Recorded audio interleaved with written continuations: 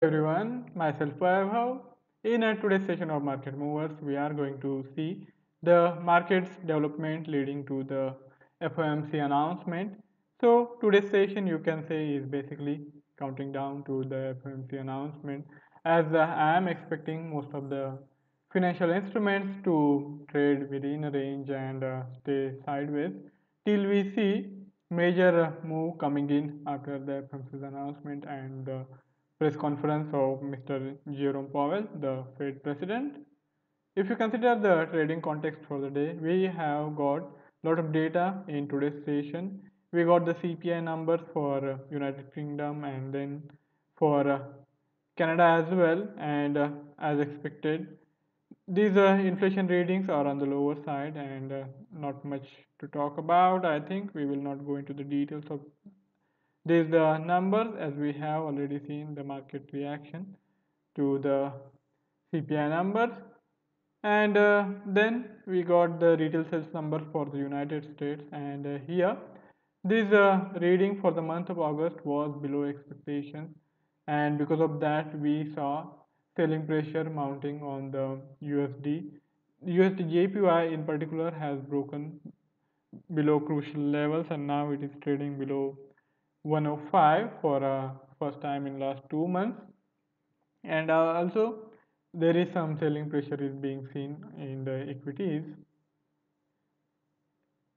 Later on we will be getting the EIS crude oil inventory data, and this is going to be of crucial importance as in yesterday's session we got the API crude oil inventory data, and contrary to the expectation we saw sharp inventory reduction, and because of that we have seen the gains in light crude oil prices in today's session, and view of that, I think now this inventory data has gained more importance as market participants will see if the EI's crude oil inventory data corroborates the prior data or not. Now, for if you see the consensus, there is a consensus of 1 million barrel increase, and let's see how things shape up post the release of inventory numbers. Then all eyes will turn to the FOMC announcement, and here we are not really anticipating any kind of change in the monetary policy from the Federal Reserve. The Fed is being expected to hold its interest rates, the federal fund rates, within the target range of 0 to 0.25%.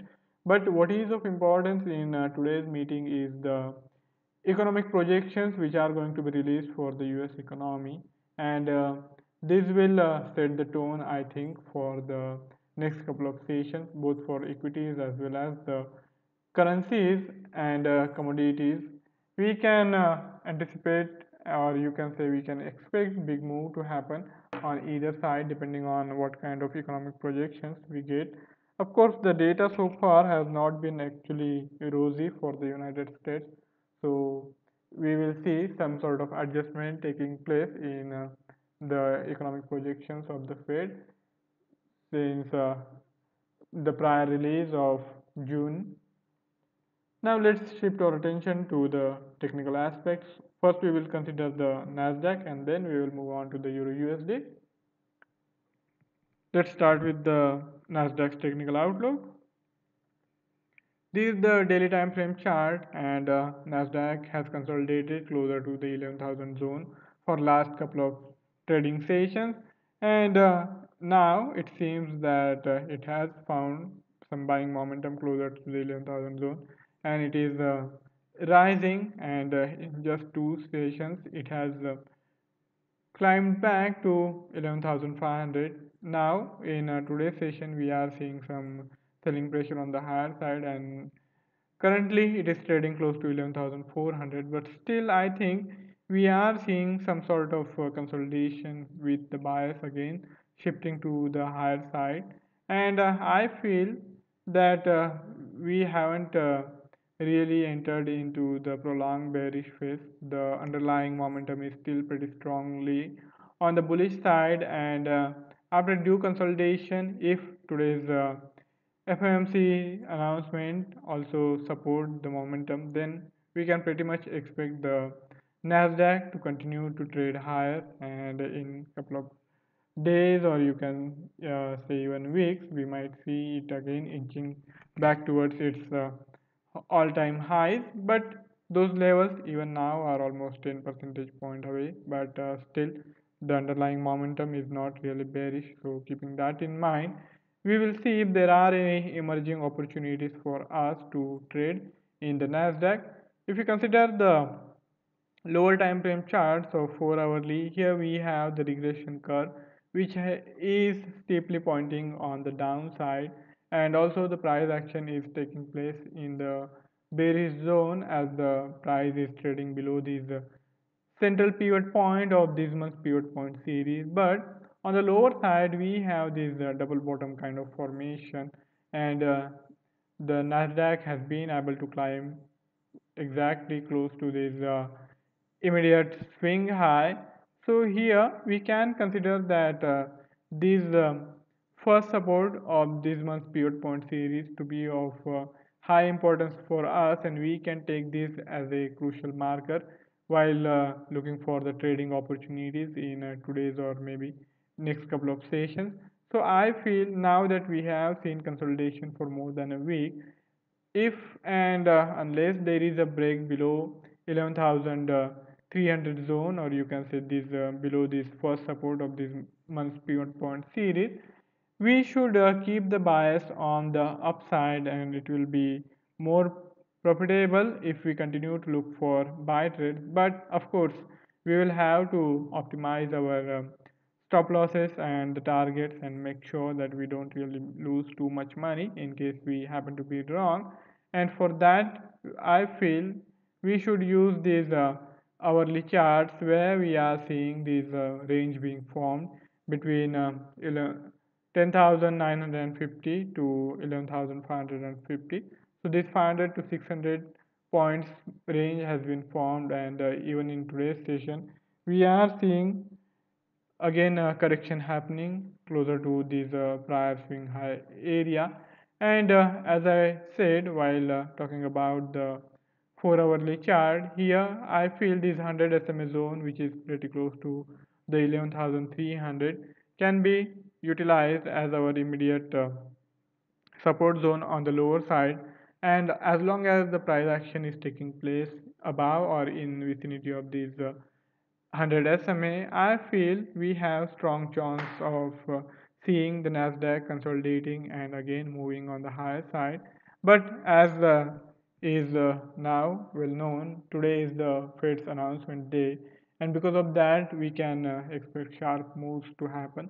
So I would say that we should hold fire till the FOMC announcement, and then as soon as we get the FOMC announcement, we will see the market reaction, and depending on the technical pattern being formed after the release of the interest rate decision, we will have the clarity which is needed to decide whether to go for the fresh trades on the long side, or to go for the short sale, or to simply sit on the sidelines. And I would say that this prior swing low area coupled with this SMA can be utilized as our deciding marker on the lower side, and we can indeed look forward to taking entry if the price happens to indeed drop toward this zone and then consolidate at least for a couple of hours. Now moving on to the Euro USD's technical outlook.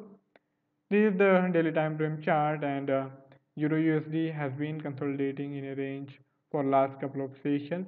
Even in yesterday's session, we saw some selling pressure closer to 1.19, which eventually pushed the Euro USD lower towards 1.183. But as we had discussed in yesterday's session, we saw reversal happening closer to 1.183 to 1.184, and I would like to remind that if any of you had gone for yesterday's trade in the Euro USD, you must be sitting in a good amount of profit in today's session.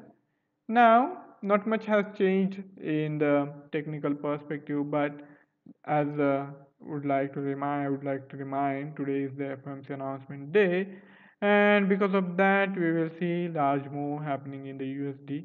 So, in anticipation of this move, I would say that you should keep your positioning light and should not be involved too much or lot size be rather limited as we might see sharp moves happening and we don't want to lose too much money in short span of time if we happen to be on the wrong side of the trade and rather than taking for fresh positioning before the FOMC announcement, I would say that we can figure out what is the technical setup leading up to the FOMC announcement, and then as soon as the release comes in, we can think about going in for a fresh trade depending on the technical formation.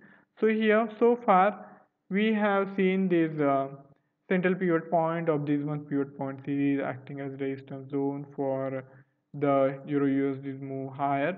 On last couple of occasions, we have seen Euro USD struggling to cross and hold above this central pivot point zone. Even in today's session, it did cross, but then again the selling pressure has pushed it lower, and we have seen Euro USD getting closer to 1.185 zone after making highs around 1.188. So from that point of view, I would say that this hurdle is crucial for Euro USD to cross and sustain if you want the extended rally towards 1.12, which is also its prior swing high, and this can be utilized as our deciding marker in today's session. And I would say that though the undertone has been bullish and we have seen continued rise in the Euro USD's valuations after touching this low closer to 1.175. But after reaching this immediate resistance zone, we have seen slow moves and rather sideways moves happening in the Euro USD. And because of that, we need to be cautious while taking the fresh trades in today's session. And as we had discussed in yesterday's session, not much has changed in the hourly charts also. But we now have one more reason to believe that we can rely on these price zone around this 200 SMA zone and also the prior swing highs to act as a near-term support. We saw the reversal happening closer to this zone. So in today's session also watch out how the price reaction unfolds and how the price action reacts to this support zone after the release of FOMC announcement.